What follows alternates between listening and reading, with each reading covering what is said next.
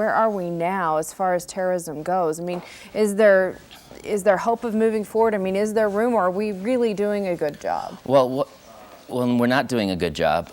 In fact, one of the things that I've been hearing a lot is that we need to re-examine our policy on terrorism, our counterterrorism agencies.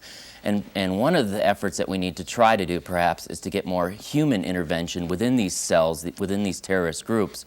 However, that's dirty business, as they call it. It takes a lot of time, and often it takes a lot of tragic consequences as well, because, for example, one of the things that terrorist groups tend to do as soon as a member joins is they have them go out and kill somebody. And so it's very difficult for a U.S. agent to be in that kind of position without giving themselves up. I've been reading and listening to the different scenarios that they set up historically. When you go to war, especially for Americans, it has been sort of a neat experience. You line up on the field and you go to battle, right, and it's sort of politically correct, where terrorism is definitely not that situation. In fact, during the Civil War, there are stories of people going with picnic lunches and watching battles. I mean, that was how it was back then. Today, there are no soldiers in the battle of terrorism. Everybody's involved, and civilians are on the front lines and are actively in this war, and it's tragic, but that's the 21st century. Would you call this, finally, a final question for you, would you call this the largest tragic event of a military magnitude? Yeah. I mean, definitely the military hasn't been involved, but when this is on the same scale as war. Indeed it is, and in fact, never before in American history have we had an attack on our soil this large. Pearl Harbor, was 2,600 people. This apparently is going to be much, much greater than that, and comparing it to the War of 1812, where the British leveled Washington, D.C., those were mainly buildings, and many people survived, whereas many people perished. Richard Muller, professor of political science at Metro State University, thank you for being with us and sharing some of your thoughts this morning. It definitely is something that we are going to remember for a very long time, especially when we start to teach our children. So a historical yet very sad day. Jeff and Laura? Many people want to know who's to blame for the terrorist attacks in New York and Washington, D.C. The U.S. intelligence suspect Osama bin Laden. This morning we look at what is known about this 44-year-old terrorist. Roll R, dissolve track R.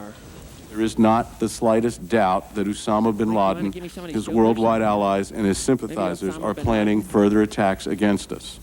Despite progress against his networks, bin Laden's organization has contacts virtually worldwide, including in the United States, and he has stated unequivocally that all Americans are targets. For almost a decade, Osama bin Laden has been accused or suspected of coordinating attacks on America, repeatedly on U.S. troops in Saudi Arabia, on U.S. embassies in Kenya and Tanzania, in the suicide mission against the USS Cole, at the World Trade Center in 1993, and the list goes on.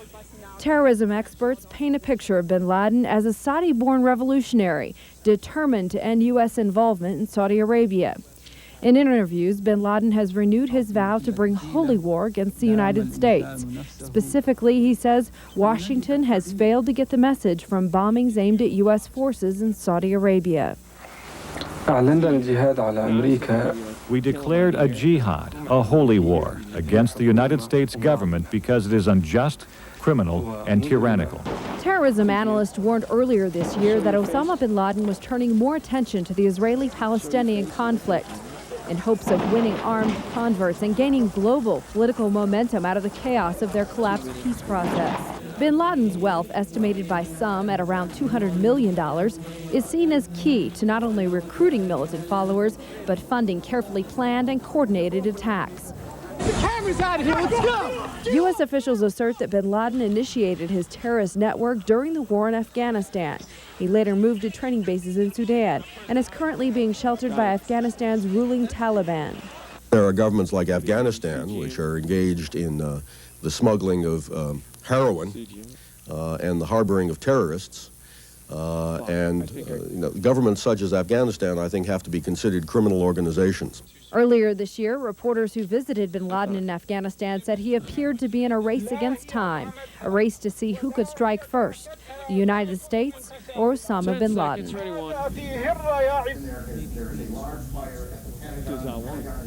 It may be weeks Right, or I guess that even wasn't months before those 224. behind these attacks are known. What is certain is that Osama bin Laden is accident. already high on the list of sorry, reading suspects. three, then adult. Joining us this Take morning, three. DU professor Dr. Seth Ward. He is a Middle East religion expert from the Institute for the Study of Israel in the Middle East. First and foremost, we welcome Take you two. to talk about this subject. And also, why is Osama bin Laden so angry at America? So many people look at what has happened and it's confusing. We can't understand. Why is he so angry with America? Take 3. We just heard a few seconds ago on this clip that you just ran Yes. that he is accusing the United Oh, I States like of it. being unjust Relax. and criminal and acting Relax. against the interests of Islam. Relax, He's Jake. accusing the United States of not getting the message about the bombing in Saudi Arabia. A large part of this has to do with the feeling that American society is overcoming the Anybody know world, how long and it it is a takes? society which, from his point of view, is antithetical to the interests to Islam. They must have cut it off that Mr. Bin Laden grew up apparently a relatively secular Saudi, three. got religion Take three. sometime in Oh. his teens, Take and at that point Take 3. was very much opposed after that time to some of See the how much more secular is on there, Andrew, if you could. issues. He's also been very much against the United States since the United States, he turned against the United States in Afghanistan and the war in the decades in the very go late back. I'll use 70s the rest and of in the 1980s. And Take it from there. apparently was extremely Go back upset more. with Give me some more U.S. machines. military presence There in you go. Saudi Arabia, the Come here. land of the two holy sites of Islam, Mecca and Medina. Ready, You one, do take bring one. up religion in this whole thing, and they are killing basically in the name of God. Roll out. That's why there's Okay. so much confusion with the Muslim Three, religion cut and, three. and people stereotyping that sort of thing. How can they, go and say that they are killing in the name of God? Believe that so strongly. It's important to begin any comment about jihad, about holy war, by indicating that the overwhelming mass of Muslims in the world, over 1 billion, are not motivated actively Three. by the We'll active go through and this violent attempts to Here's all overthrow the world on behalf of Islam, or the rest of the world on behalf of Islam, by violent means.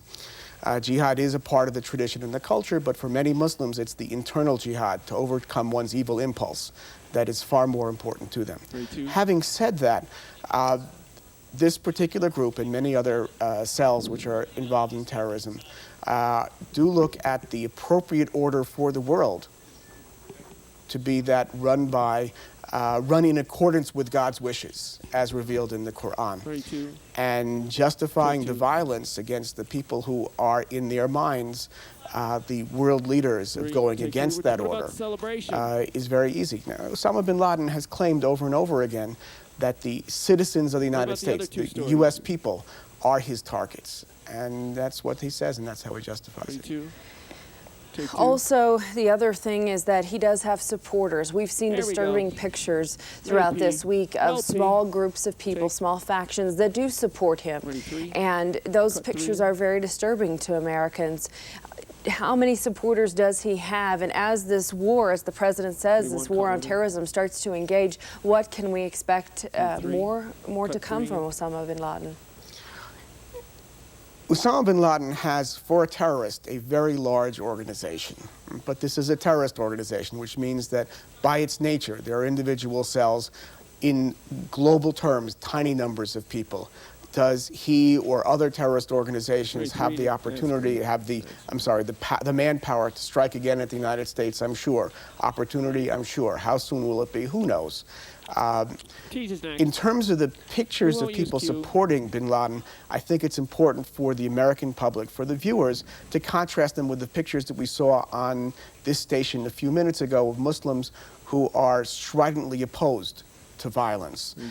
Nevertheless, I think any war on terrorism will only be won when the people dancing in the streets learn and are convinced that this is not the way to go forward. Dr. Seth Ward will wrap on that point. Right, we'll do it on Not one. all Muslims are Take as an hour, extreme then as we're done. Osama bin Laden, and there is much to learn as we continue to progress and learn about history and really come to terms with what has happened in this event of terrorism. So we thank you for sharing your thoughts. Thank you. The time is 6:32. We will be right back with a live report from the White House as we continue our coverage of the attack on America. We'll be right back. Not just sports, but many things being postponed and canceled in the entertainment industry as well. And television, NBC, CBS, and ABC all pushing back the start of their new fall TV season for another week. The Emmy Awards, of course, set for Sunday are postponed. The Latin Grammys canceled completely. In movies, the release of Arnold Schwarzenegger's Collateral Damage, that's postponed indefinitely. It was supposed to be about a terrorist who bombs a Los Angeles skyscraper. Also, the Tim Allen comedy Big Trouble, with a scene involving a bomb on a plane, was also pulled and will not come out, at least for the time being. So a lot of things happening in Hollywood as well as in the sports world. And you can imagine that's all happening. Now the big question is, you know, we've been talking about the rain in New York, and rain pretty soon is going to be falling on Washington, D.C., hampering their rescue efforts as well. That's right. We're going to take a look at that cold front. Let's start with a live picture here in town. We'll talk about local weather, and then we'll take a look at the national picture and what kind of weather scenario is setting up for the New England area. Live picture over Denver. It really does look nice out there. 56 currently at the airport, 61 at the Tech Center. Calm winds. The barometer has been steady throughout the morning hours, and the humidity 80%. 56 currently at the airport. We're going to look for those numbers to start to warm up significantly here in the 8 and 9 o'clock hours. Currently, we do have middle 50s for northeastern Colorado, 30s and 40s for the higher elevations, with nearly 60 over in Grand Junction. We've been watching moisture come into the state. There's actually high pressure out on the plains, which is circulating this moisture over our state, particularly over on the western slope. Heavy rains throughout the overnight hours. It's because of this tropical depression way down to the southwest in the Gulf. It's feeding moisture up into Colorado. You can see it very well outlined here.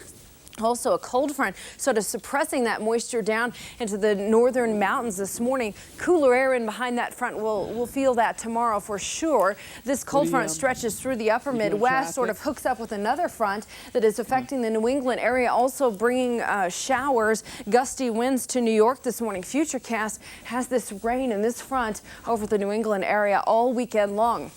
Also, there is a tropical storm Gabriel out in the Gulf, and that is pushing into Florida. That moisture being pushed up along the coast, so adding to the problems as several different weather scenarios setting up that could hamper some of the rescue and relief efforts over the weekend in the New England area, New York City and D.C. included. Here at home, our numbers in the upper 70s and low 80s. Will experience afternoon thunderstorms. Higher elevations looking for middle 70s and storms possible there as well. Microcast skies has the northern and central mountains as well as the foothills, with heavy cloud coverage and isolated rain showers. Heavy rain possible out in the eastern plains. Looking at the setup, the winds do have enough energy to support some hail development later today, so keep an eye to the sky where you are in northeastern Colorado to watch for any severe weather. Here in Denver, the details go like this. Partly sunny, increasing clouds, 82 from the high. Overnight lows will be in the low 50s. Isolated showers possible today and tomorrow. A little drier on Sunday and back to the 80s for the early part of next week. Overnight lows in the 40s and 50s. Jonathan Steele standing by with a look at the drive. Things have been a bit hectic, especially in this last hour. Are we getting any relief? Well, not yet, Amy. We're still looking at full-blown drive out here. Now let's go to Amy Freeze in the newsroom with news on the athletic events, plus a look at how the financial world is reacting this morning. Amy, a bizarre day yesterday. I wonder if it's going to continue today, at least with those events. Jeff and Laura, many things were canceled yesterday, including sporting events. We do have some to let you know about. Of course, they're postponed because of the tragic events that took place. The John Elway event at Old Mile High Stadium, which was scheduled to take place on Friday, will be postponed. There is no decision right now on when it will be rescheduled. There is no season finale for the Colorado Rapids at Invesco Field tonight. We are still waiting to get word on whether college football will continue with a normal schedule this weekend. We're expecting an announcement a little bit later this morning on that. Of course, Major League Baseball, one of the things that was canceled yesterday. We're still waiting on words to see when the games will resume. The NFL originally said it would make a decision tomorrow on continuing games, but Broncos do know that they are playing in Indianapolis. We're expecting an announcement from Major League Baseball, but Dan O'Dowd was quoted in the Rocky Mountain News saying, "Who cares about baseball right now? This is just a time when you don't worry about playing games."